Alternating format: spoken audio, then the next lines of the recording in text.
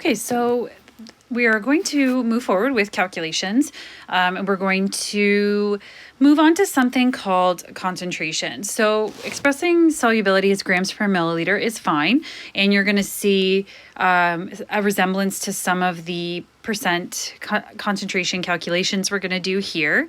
But there are a variety of ways to express the units for concentration depending on what you're trying to measure. Okay, so concentration by definition is any expression of the proportion of a chemical in a solution. So perhaps you're working in a pharmacy and you're trying to dispense medication. I'm a type 1 diabetic. I have to measure my blood sugar levels all the time. It's measured in what's in millimoles per liter, which is similar to something we're going to do today. Perhaps you're an athlete, or maybe even you're going to get a job where somebody's concerned about the level of, substances in your blood. There are all kinds of things that we use to measure the concentration of solutions. Or even we're going to do parts per million and parts per billion is the substances in our atmosphere, in our water, in the soil, in the food we eat. Is it an acceptable quantity? Okay, so again, we're looking for what is the quantity of solute per unit quantity of solution. So we have some kind of unit for solution. Sometimes it is milliliters or liters. Sometimes it is a percentage. Sometimes it's going to be what we are moles per liter. So moving more towards molarity or molar concentration. And again, there's definitely advantages to that, right? So the last lesson of this section is called stoichiometry of solutions. Okay, so we are moving towards getting to that just like last unit. Okay, so solution can be concentrated or dilute. So when something is concentrated, it has many particles of solute per unit quality of solution, whereas dilute contains relatively few solute particles, and concentration is some kind of ratio of solute to solution. So the amount of the solution or the amount of the solvent is like what you're going to end up with, what the solution is as a whole. Okay, so we'll start with percentages, and these are common. So if you have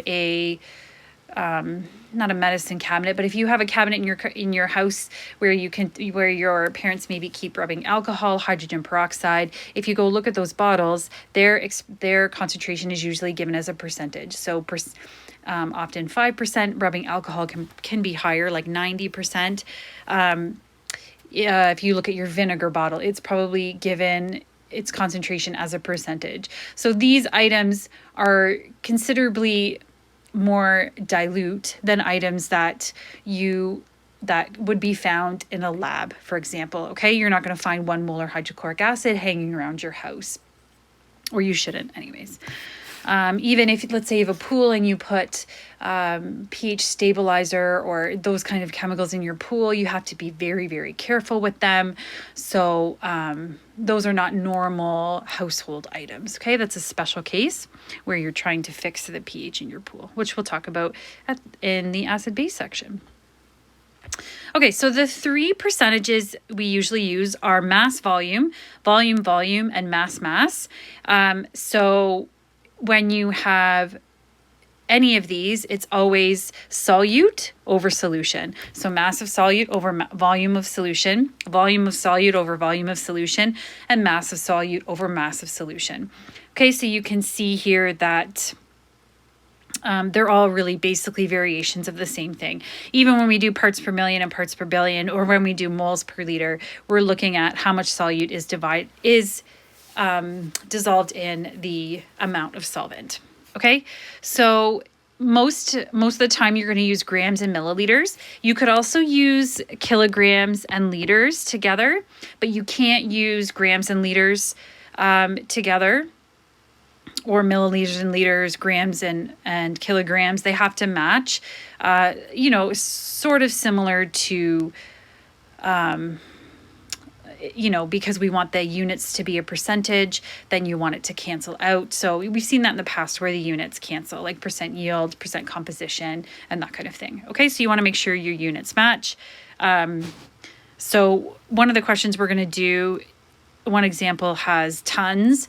So something weird like that. Usually if you read the question carefully, it'll tell you how many tons are in a gram or something like that. And you do have to convert, but it's not an expectation for you to memorize those kind of weird units, okay? Just make sure they match. Okay, so example 1, a pharmacist adds 2 milliliters of distilled water to 4 grams of a powdered drug. The final volume of the solution is 3 milliliters. What is the percent MV of the solution? These formulas are all very simple, but I'm just going to write out the formula. So whatever it is, solute over solution times 100. And then here, and to be honest, usually it'll say in the question, MV, V over V. Even if it gives you a percentage, it'll say percent, 30% VV. It'll tell you what you want to do, what they want you to do.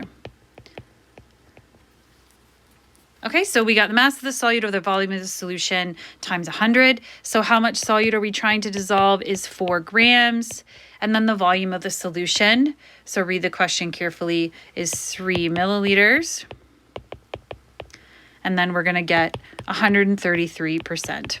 And often students are like, Ms. Todd, you can't have over 100.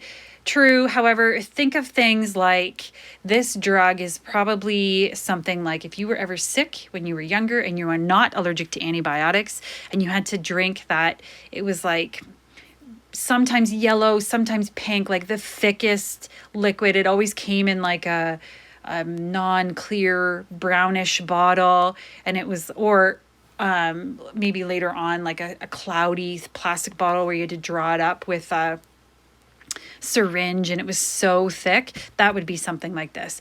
So you're really trying to concentrate the solution, and it makes sense. If you're giving drugs to a kid, for example, antibiotics, is it easy to do? Absolutely not. It drips on their chin because they don't want to take it or whatever. So you concentrate it so then to maximize the dose. Okay? So yes, it is weird, but in this sort of situation, it is allowable. Okay. Number 2, rubbing alcohol is commonly used as an antiseptic for small cuts. It is sold as 70% VV. So like I said, it's going to tell you what it wants you to do. What volume of isopropyl alcohol has to make 500 milliliters of rubbing alcohol solution? So again, I'm just going to write out the formula. So we've got the volume of the solute over volume of the solution times 100. We are given this time the 70%. We are looking for how much to dissolve, and we want to make a solution that's 500 milliliters. So because it gives us 500 milliliters, then when you write your answer will be in milliliters, okay? So if it was liters, that would be fine, but then your answer would be in liters. So you just have to make sure you choose one and stick with it. Okay, so now there is a variety of ways to solve this. Some of your brains will automatically just do 70 divided by 100, which is fine. Like get rid of this 100 here.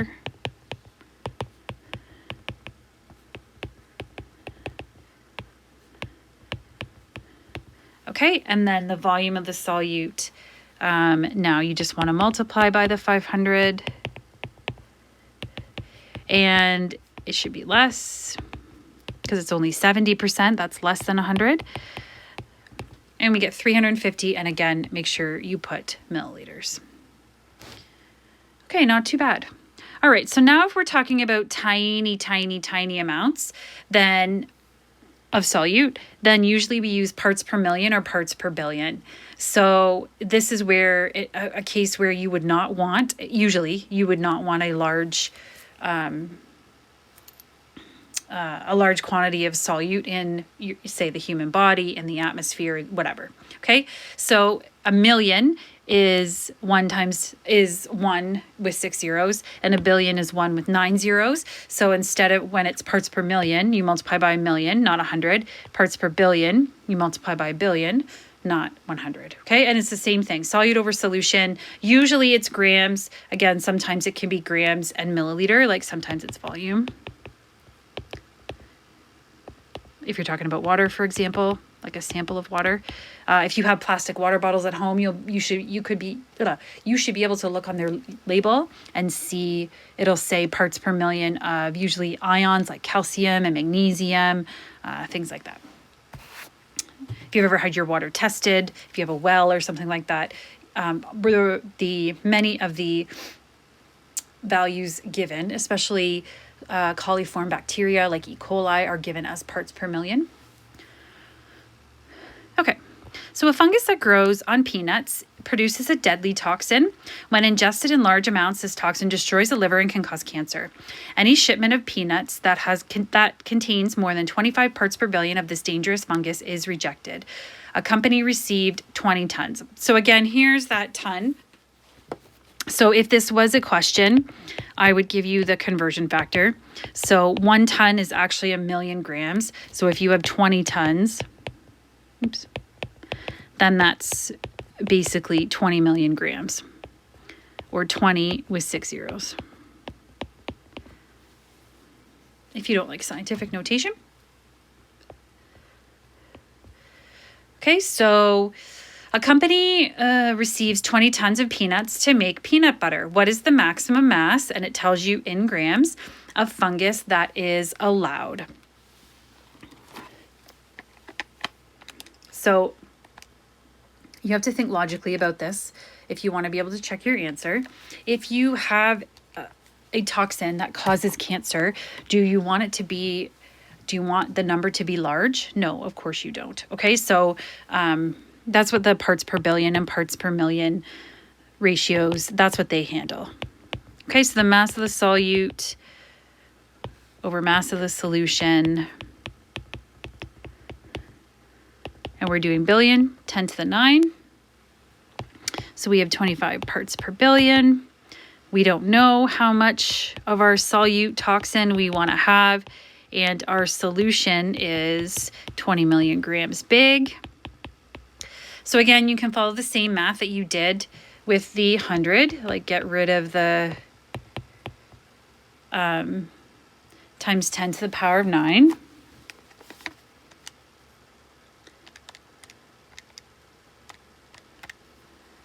Now, perhaps you want to leave this in your calculator because you get 2.5 with times 10 to the negative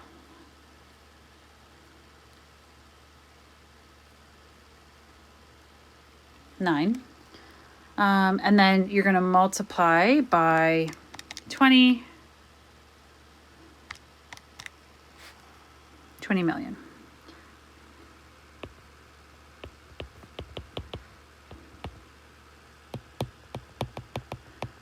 Which gives you 0.5. And that is in grams. So these cancel out and these cancel out. So you're doing 20 times 10 to the power of 6, or 20 with 6 zeros, times 25 divided by 10 to the power of 9. And you should get 0.5 grams. Okay? All right, so on to molar concentration, which is also called molarity. So this is going to be a humongous part of chemistry, okay? So calculating concentration. So again, because it's moles, right? And then we are able to do stoichiometry with moles. We can compare and write ratios and all that kind of stuff, convert between values, whereas grams and milliliters are trickier. So the molarity of a solution, which contains 1 mole of solute in 1 liter of solution, is 1 moles per liter, or 1 big M. So the unit of molarity is moles per liter, or M, and so when you do these questions, unfortunately, usually in grade 11, your textbook will use moles per liter. And then as you start to move forward, chemists are lazy. So what they'll do is actually use a capital M Okay, so it doesn't matter which one you choose. You can use either, but you have to make sure that concentration has units. Another annoying thing is this is a capital C. It is difficult to tell the difference in English between capital C and little c. So next year, we're going to use little c to mean specific heat capacity. So that can be also frustrating. And one thing when you do this, because it is moles per liter, you must make sure that your answer, or that your volume, is in liters. Okay, that is a big deal. So when we talk about this, like maybe you've heard people say when we use a solution in class, like hydrochloric acid, and it says 1 m on it, what that means is 1 molar. So it's telling me how strong that solution is. Okay, and that obviously affects the results. They can be more dangerous, all that kind of thing. You've seen that sometimes when you mix things together, you don't get to precipitate a solid, right? And even further, so next year in grade 12, we're going to actually calculate the values using molar concentration. So when Miss Dickens comes to me and says, we need solutions to test for ions in grade 10, I have to consider not only whether they produce a precipitate, and I have to consider what is their concentration. So not, even if something is soluble, it can't be super, super, super diluted, or it won't make enough precipitate to matter. Okay, so lots going on. So the formula is N over V, which is basically the units, right? Concentration is moles per liter, so that's nice. If you are a triangle person, then you can certainly make a triangle here. You can do that.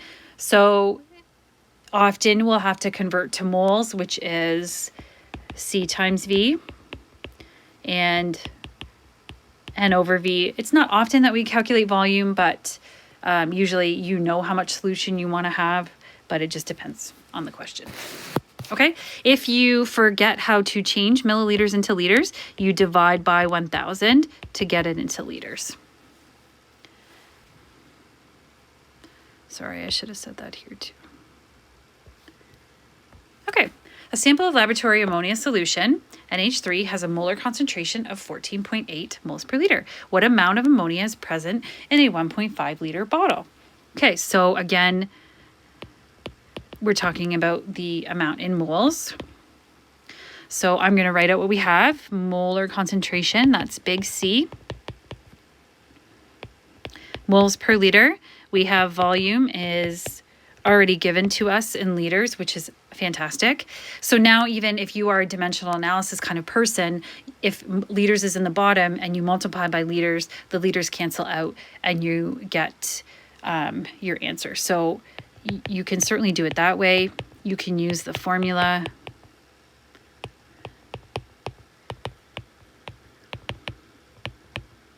So now you need to multiply, so it cancels.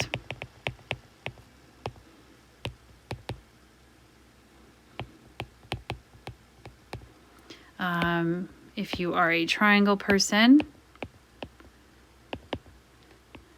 then N is C times V down here.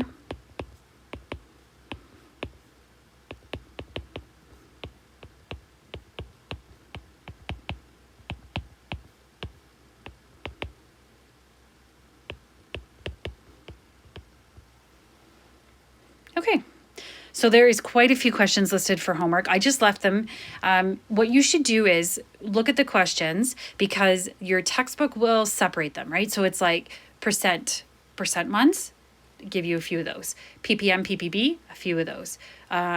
Molar concentration, a few of those. And then at the end is usually when it's all mixed together, or at least don't just do the first set and think, oh, I'm good. Make sure you try, especially the molarity ones, the molar concentration, because moving forward, we're going to use that the most often.